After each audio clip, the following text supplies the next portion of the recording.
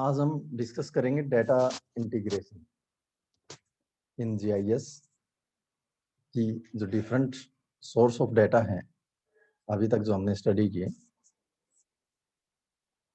वो data integrate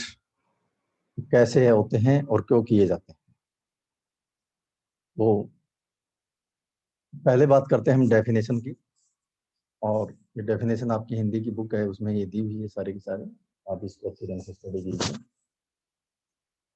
हाइबेट ने 1990 में एक डेफिनेशन दी थी डेटा इंटीग्रेशन की, कि जो भी आपकी स्पेशल डाटा है, जिसमें आपका स्पेशल डाटा में वेक्टर और रास्टर टाइप के डाटा दो हो गए, फिर उसमें आपके साथ जो एनालॉग फॉर्म में है, रास्टर और वेक्टर आपका डिजिटल फॉर्म में होता है, एनालॉग फॉर्म में आपके मैप है या फील्ड सर्वे इक्विपमेंट है, चाहे वो ट्रेडिशनल हो चाहे आज के दिन आपका जीपीएस हो, फोटोग्रामेट्री है, आपकी एरियल फोटोग्राफी है, और रिमोट सेंसिंग है। रिमोट सेंसिंग फोटोग्रामेट्री को हमने पिछले सेमेस्टर में डिटेल से डिस्कस किया था। इन सब सोर्स से जो हमें डाटा प्राप्त हो रहे हैं, वो डाटा एक दूसरे के ऊपर सुपरइम्पोज कर दिया जाए और उनका मिलान कर दिया जाए, मर्ज कर दिया जाए उन डाटा को, तो वो डाटा इंटीग्रेशन कहलाता है। इसी तरह से जैक्सन एंड स्मिथ ने डाटा इंटीग्रेशन को डिफाइन करने की कोशिश की कि जो आपकी जो रास्टर और जो वेक्टर डाटा है, जो रास्टर आपके इमेज के फॉर्म में होते हैं और वेक्टर आपके मैप के फॉर्म में होते हैं, जो दोनों जो मॉडल हैं आपके डाटा के और जो रियल वर्ल्ड को जो रिप्रेजेंट करते हैं, वो किसी एक सॉफ्टवेयर में, सिंगल सॉफ्टवेयर में उनका एक दूसरे को हम अच्छे ढंग से यूटिलाइज करें, उनका एक दूसरे में उनका इंटर कन्वर्जन करें कि रास्टर से हम वेक्टर डेवलप कर दें और वेक्टर से हम रास्टर डेवलप कर लें, डाटा इस तरह का इंटर कन्वर्जन कर दें, तो वो भी आपका एक डाटा इंटीग्रेशन कहलाता है। वेंजरमोंट एक इम्पोर्टेंट व्यक्ति रहे हैं जीआईएस के फील्ड में, और जीआईएस को एक इंडस्ट्री के रूप में एस्टेब्लिश करने में इनका बड़ा योगदान रहा है। तो उन्होंने डिफाइन करने की कोशिश की कि provision of A comprehensive set of geographical information handling functions with in A unified software framework की एक संयुक्त कोई सॉफ्टवेयर हो, एक सॉफ्टवेयर का फ्रेमवर्क हो, उसमें जितने भी आपकी ज्योग्राफिकल इंफॉर्मेशन है, स्पेशल इंफॉर्मेशन और उससे संबंधित जो एट्रीब्यूट इंफॉर्मेशन है, उनका एक विस्तार पूर्वक एक समुच्चय, एक सेट का निर्माण करना, और उसके बाद उस डाटा को हैंडल करना, उसमें डिफरेंट फंक्शन अप्लाई करना, डाटा को मैनिपुलेट करना, इस तरह का कोई प्रोविजन हो, वो आपका डाटा इंटीग्रेशन कहलाता है। काउन ने डिफाइन करने की कोशिश की कि जितने भी आपके डाइवर्स स्पेशल इंफॉर्मेशन है, means of fundamental geographical operation, जितने भी ज्योग्राफिकल ऑपरेशन हम ट्रेडिशनल मेथड से भी स्टडी करते आए हैं मैपिंग के थ्रू, चाहे स्पेशल मैपिंग हो, आपकी स्पेशल सर्च हो, स्पेशल इंक्वायरी हो, और उन सबको एक दूसरे को ओवरले कर दें, इंटीग्रेट कर दें। ट्रेडिशनल मैपिंग में भी आप प्रैक्टिकल क्लास में सीख के आए हैं, यूजी के सेमेस्टर में भी, पीजी के सेमेस्टर में भी आपने बनाया होगा ये। तो उन सब का एक सिंथेसिस, एक आपका मर्जिंग कह लीजिए एक किस्म का, कि विभिन्न नेचर के जो डाटा है आपस में एक जगह वो मर्ज हो जाएं, और उससे हम कुछ, हमारा जो ऑब्जेक्टिव है स्टडी का, वो अचीव कर पाएं। तो वो आपका डाटा इंटीग्रेशन की एक प्रोसेस है, उससे ही हमें निकलना होता है। आईडीएच शेफर्ड ने भी फिर इसी चीज को आगे बढ़ाया कि जो स्पेशल और जो एट्रीब्यूट डाटा है, उनमें आपस में आपका एक लिंक होता है इंफॉर्मेशन का, और उस लिंक को हम अच्छे ढंग से एक कंप्यूटराइज सिस्टम में किसी सॉफ्टवेयर की सहायता से एक मॉडल के रूप में उसको रिप्रेजेंट कर पाए, यानी रियल वर्ल्ड को, एक रियल वर्ल्ड का एक ऐसा मॉडल हम डेवलप कर पाए कंप्यूटर बेस्ड सॉफ्टवेयर में, और आपके उसमें सवालों का जवाब मिल जाए और आपकी समस्याओं को कुछ सॉल्यूशन भी उसमें मिल जाए, तो वो आपका जो प्रोसेस सारी की जाती है वो डाटा इंटीग्रेशन के थ्रू की जाती है कि विभिन्न नेचर के जो डाटा होते हैं, विभिन्न सोर्सेज, डिफरेंट सोर्सेज होते हैं, उनके डाटा होते हैं, या उन डाटा को हम मैनिपुलेट करके कई तरीके से उसमें चेंज करके हम आपस में लिंक करें उन डाटा को और वहां से कुछ सूचनाएं निकालें, तो वो सारे की सारी प्रक्रिया आपकी डाटा इंटीग्रेशन से ही होती है। इन सब डेफिनेशन का एक कंबाइन डिफाइन करने की बात करें तो data integration refers to combining multiple data in order to perform analysis to extract meaningful information from it। कि डाटा इंटीग्रेशन का सीधा सा मतलब ये है कि जो मल्टीपल डाटा है, मल्टीपल डाटा आपकी वेरियस नेचर है, वन बाय वन हम करेंगे उस नेचर की डाटा की बात, उनको इस तरह से हम विश्लेषण करें, ऐसे क्रम में विश्लेषण करें कि उससे जो सूचनाएं निकले वो मीनिंगफुल हो, आपकी उससे कुछ आपका उद्देश्य की पूर्ति होती हो, तो वो आपका डाटा इंटीग्रेशन कहलाता है। और उस मल्टीपल डाटा में आपका multi sensor, multi platform, multi resolution images, remote sensing में हमने इसको डिटेल से भी डिस्कस किया है। मल्टी प्लेटफॉर्म में अगर हम बात करें तो प्लेटफॉर्म आपका सैटेलाइट है, एक सैटेलाइट इमेज के लिए आपका एयरक्राफ्ट है एरियल फोटोग्राफी के लिए, और आपके ग्राउंड पे स्टेशन है, आपके कोई हाई राइज बिल्डिंग हो सकती है, या आपका कोई व्हीकल हो सकता है जो आप फोटोग्राफ्स लेते हैं। आपका आजकल ड्रोन है, ये भी एक प्लेटफॉर्म है। तो प्लेटफॉर्म आपके डिफरेंट हो सकते हैं और डिफरेंट प्लेटफॉर्म का जो प्रोडक्ट होगा वो भी डिफरेंट होगा। इसी तरह से आपके मल्टी सेंसर हैं, सैटेलाइट में आपके जो सेंसर लगे हुए हैं वो आपके डिफरेंट है। जैसे इंडियन रिमोट सेंसिंग के आपका लिस्ट 4 है, आपका लिस्ट 3 है, आज के दिन जो काम कर रहे हैं। आपका पेंक्रोमेटिक है, अविप्स है, विप्स है, डिफरेंट सेंसर है। मल्टी रेजोल्यूशन इमेज है, मल्टी रेजोल्यूशन में आपका स्पेशल रेजोल्यूशन अलग है। आपका लिस्ट 3 का 23.5 मीटर है, लिस्ट 4 का 5.8 मीटर है आपका। इसी तरह से आपका जो पेंक्रोमेटिक है 2.5 है, आजकल आपका 1 मीटर का भी मिल रहा है आपको डाटा। और जब स्पेक्ट्रल रेजोल्यूशन की बात करेंगे तो डिफरेंट बैंड में आपको इमेजरी मिल रही है। रेडियोमेट्रिक रेजोल्यूशन की बात करेंगे तो आपको डिफरेंट बिट में डाटा मिल रहा है, 7 बिट में, 8 बिट में, जिससे आपके जो ग्रे कलर हैं वो नंबर इंक्रीज हो जाते हैं जैसे जैसे बिट आपके बढ़ते हैं। तो जब हम डाटा अक्वायर करते हैं डिफरेंट प्लेटफॉर्म के, डिफरेंट सेंसर के, डिफरेंट रेजोल्यूशन के और डिफरेंट टाइम टेम्पोरल रेजोल्यूशन की हम बात करें, तो वो एक बार हमें यूँ लगता है कि अलग समय में लिए हुए आंकड़े, अलग रेजोल्यूशन के, अलग सेंसर के, अलग प्लेटफॉर्म पे एक जगह हम कैसे लेके आएंगे। अगर हम लेके आते हैं तो हमें ये लगेगा कि हम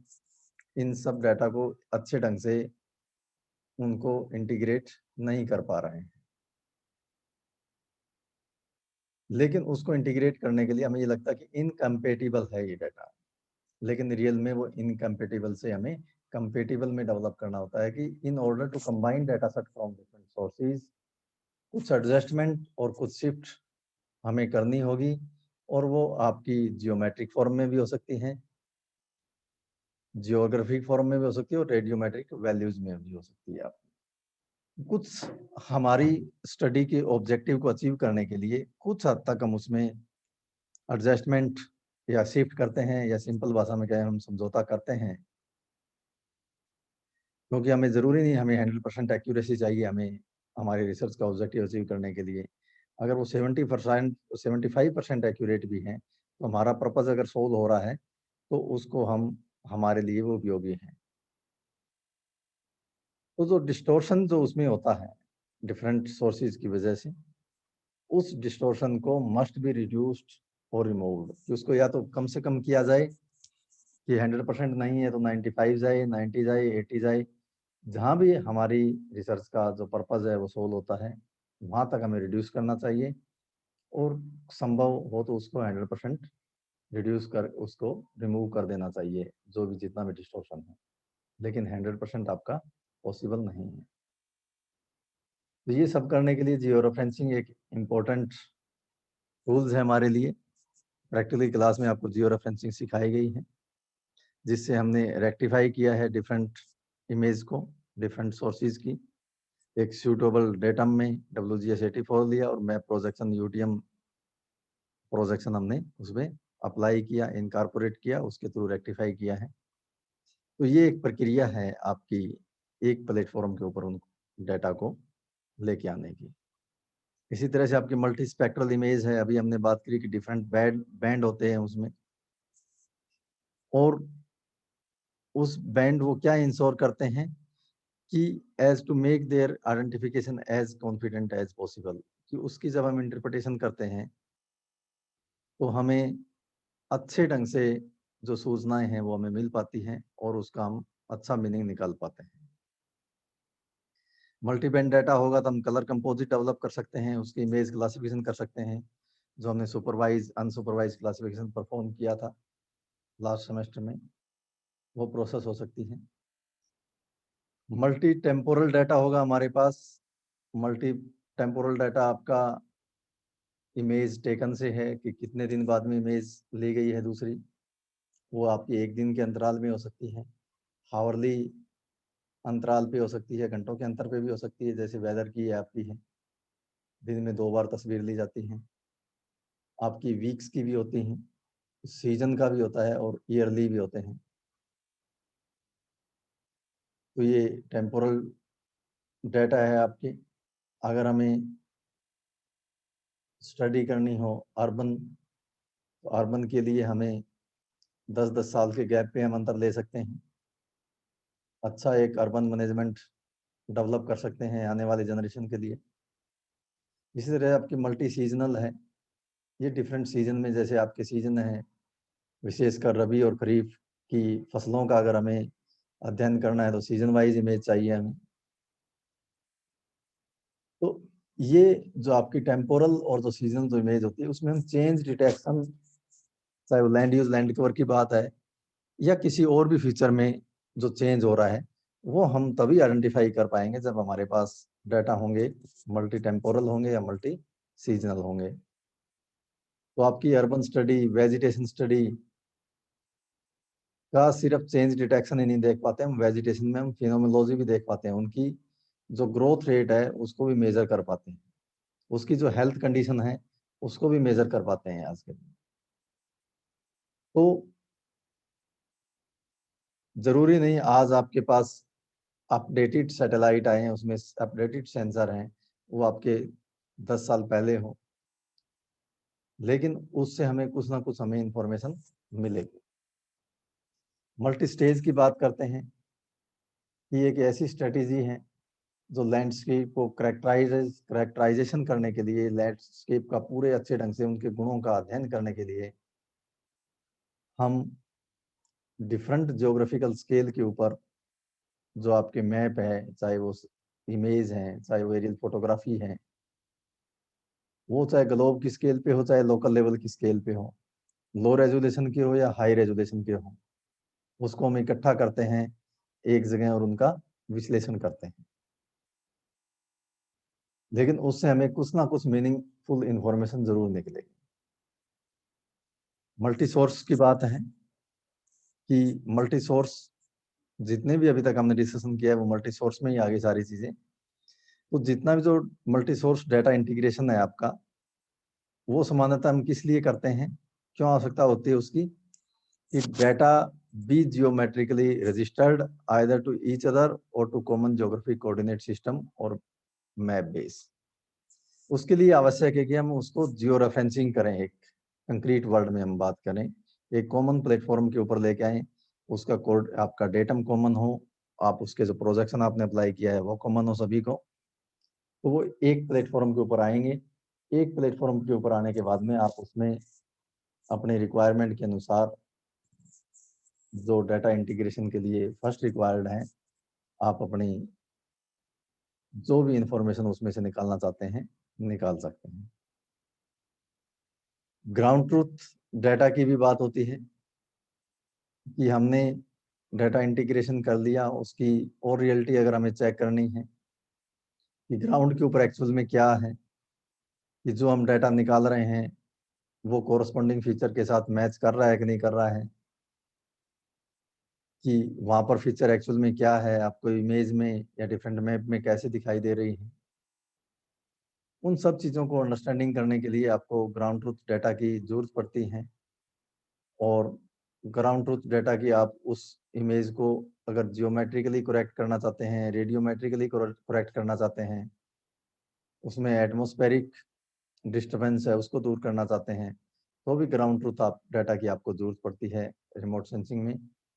और जब इंटरप्रिटेशन और उसका एनालाइज करते हैं, विशेषकर सुपरवाइज क्लासिफिकेशन अगर हम करते हैं, तो उसके लिए हमें जो हमारी इंफॉर्मेशन लेने से पहले हमें एक क्लास डेवलप करनी होती है, जिसको आप साइट बोलते हैं या साइट सिलेक्शन कहते हैं। ग्रुप ऑफ पिक्सल हम सिलेक्ट करते हैं, उसके साथ साथ भी हम ग्राउंड ट्रूथिंग करते हैं कि एक्चुअल में ये फील्ड में है क्या ये चीज़, तभी आपका सुपरवाइज क्लासिफिकेशन रन होता है। तो उस वक्त भी आपको ग्राउंड ट्रूथ डाटा की जरूरत पड़ती है। इसके साथ एंसिलरी डाटा, इसके साथ जो आपके संबंधित डाटा हैं उनका भी बड़ा इम्पोर्टेंट होता है रिमोट सेंसिंग में। रिमोट सेंसिंग डाटा को विश्लेषण करने के लिए, उसको प्रेजेंटेशन करने के लिए, अलाइड डाटा भी इसको कह सकते हैं, इसमें आपका मेटा डाटा भी आ सकता है, उसके साथ कोई और डाटा भी हो सकता है, जिसमें आपकी मीनिंगफुल इंफॉर्मेशन को एक्सट्रैक्ट करने में बड़ी मदद मिलती है। इसमें आपके एनालॉग मैप भी आ सकते हैं, पुराने आपकी टोपोशीट है या और मैप जो डेवलप किए हुए हैं, वो भी इसमें आपके इंक्लूड हो जाएंगे। ट्रांसफॉर्म डाटा कि हमने, चाहे वो रास्टर ट्रांसफॉर्मेशन के थ्रू किया हो या वेक्टर ट्रांसफॉर्मेशन के थ्रू किया हो, हमने कुछ डाटा जनरेट किया है और वो डाटा भी किसी और की स्टडी के लिए वो यूजफुल हो सकता है। जैसे रिमोट सेंसिंग में हमने एनडीवीआई कैलकुलेट करवाया था पिछली बार सॉफ्टवेयर में, जो आपकी वेजिटेशन की स्टडी के लिए बड़ा इंपॉर्टेंट होता है, और वेजिटेशन, सोयल और वाटर में बड़ा क्लियर कट डिफ्रेंशिएट ये देता है, तो उसको अंडरस्टैंड करने में बड़ी मदद मिलती है। या अभी हमने जो एक गांव का लैंड यूज मैप प्रिपेयर किया है, जो रोड बनाए हैं हमने, कैनाल डेवलप की है, ये डाटा अगर कोई और स्टूडेंट उसको यूज करें, उसको और आगे अपनी स्टडी बढ़ाएं वो, तो उसके लिए वो आपका डाटा ट्रांसफॉर्म डाटा है वो, और बड़ा यूजफुल रहता है। तो डाटा इंटीग्रेशन जीआईएस सॉफ्टवेयर में अगर हम ये परफॉर्म करते हैं, उसके लिए टूल्स हैं यहाँ पर, और डिफरेंट टाइप्स और डिफरेंट सोर्स के जो अभी तक हमने डिस्कस किया है ऊपर, उन सब डाटा को कंबाइन करने के लिए एक जो प्रक्रिया है वो डाटा इंटीग्रेशन कहलाती है। और वो is the Pinnacle of data integration. Pinnacle का मतलब अपने आप में एक सुप्रीम है, चोटी भी कह सकते हैं इसको, अपने आप में एक सुप्रीम है, एक पॉइंट है, वो सबसे उपयोगी है। तो डिजिटल इन्वायरमेंट में जो डाटा हम डिफरेंट सोर्सेज से जो हम प्राप्त करते हैं, उसको जियोमेट्रिकली रजिस्टर्ड करते हैं एक कॉमन ज्योग्राफिक बेस के ऊपर, और उससे फिर हम जो इंफॉर्मेशन एक्सट्रैक्ट करते हैं वो बड़ी वाइड कर सकते हैं। उसमें जिस भी व्यक्ति का अपना अपना जो ऑब्जेक्टिव होता है स्टडी करने का, उसके अकॉर्डिंग वो नंबर ऑफ इंफॉर्मेशन उसमें से एक्सट्रैक्ट कर सकता है।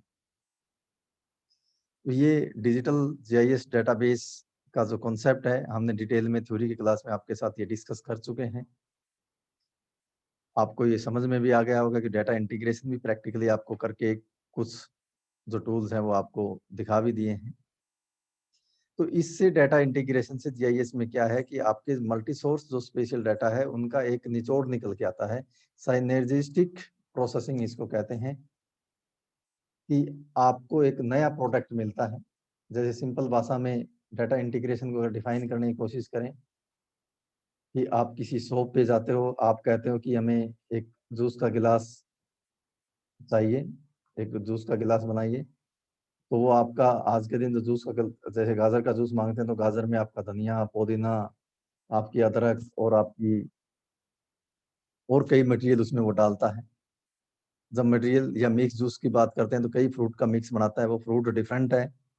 उसको वो कट करता है, पहले कट करके मिक्सी से उसको मिक्स कर देता है और मिक्स करने के बाद जब आप उसको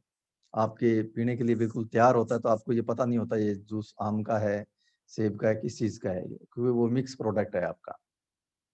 और जो वो प्रोडक्ट आया वो इंटीग्रेशन के थ्रू आया डिफरेंट फ्रूट्स का। वो डाटा इंटीग्रेशन का एक आपका रिजल्ट, एक यूनिक रिजल्ट निकल के आता है और वो आपका जो ऑब्जेक्टिव है वो सोल्व करता है। तो जीआईएस सॉफ्टवेयर में large amount of data can now be integrated and analyse, एक साथ हम कर सकते हैं।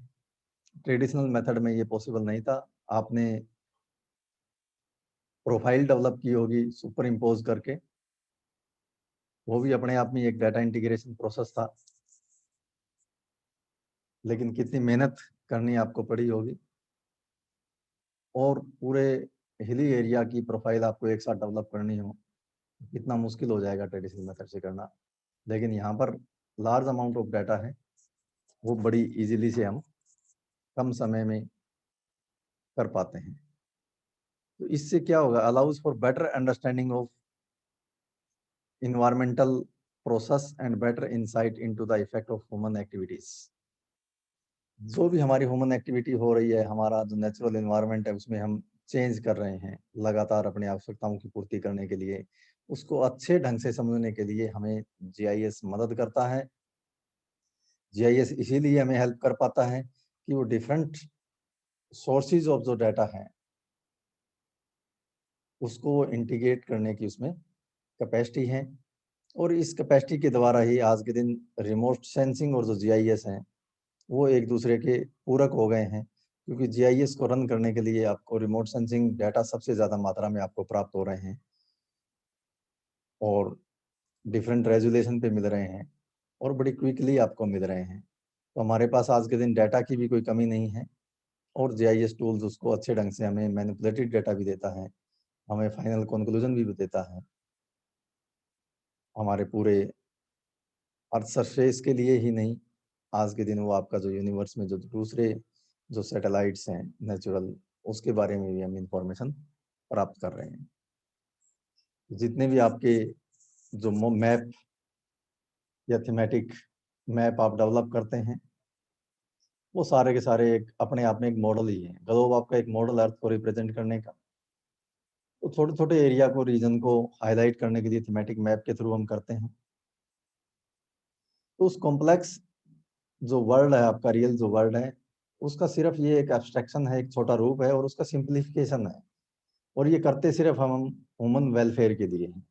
कि हमारी जो छोटे छोटे रीजन की जो समस्याएं हैं उसको हम सॉल्व कर सकें। तो इसलिए GIS and remote sensing can complement, एक दूसरे के पूरक हैं, but never completely replace field observation. लेकिन जो फील्ड में जो ऑब्जर्वेशन होती है, जो आप देखते हैं, जो आप अनुभव करते हैं, उसको ये नहीं है कि ये इसको उसने रिप्लेस कर दिया, उसकी वैल्यू खत्म नहीं होगी। फील्ड ऑब्जर्वेशन की वैल्यू जो ट्रेडिशन में थी उससे कहीं ज्यादा वैल्यू आज के दिन रिमोट सेंसिंग और जीआईएस से बढ़ी है आपकी, और अच्छे ढंग से आपको समझ बढ़ी है। तो इसलिए जो इम्पोर्टेंट है आपका रिमोट सेंसिंग, जीआईएस और फील्ड ऑब्जर्वेशन, इन तीनों को एक कॉमन प्लेटफॉर्म के ऊपर इनको इंटीग्रेट हमें करना चाहिए और इंटीग्रेट करके ही हम ज़्यादा से ज़्यादा जो सूचनाएं हैं वो एक जगह निकाल सकते हैं, उसका विश्लेषण कर सकते हैं और उसकी विश्वसनीयता भी बढ़ेगी, उसकी जो कार्य कुशलता है वो भी बढ़ेगी और ह्यूमन वेलफेयर के लिए हम ज़्यादा से ज़्यादा अच्छे ढंग से जो प्राकृतिक संसाधन है उसको मैनेज कर पाएंगे। तो ये आज की डिस्कशन में आपका था डाटा इंटीग्रेशन के ऊपर।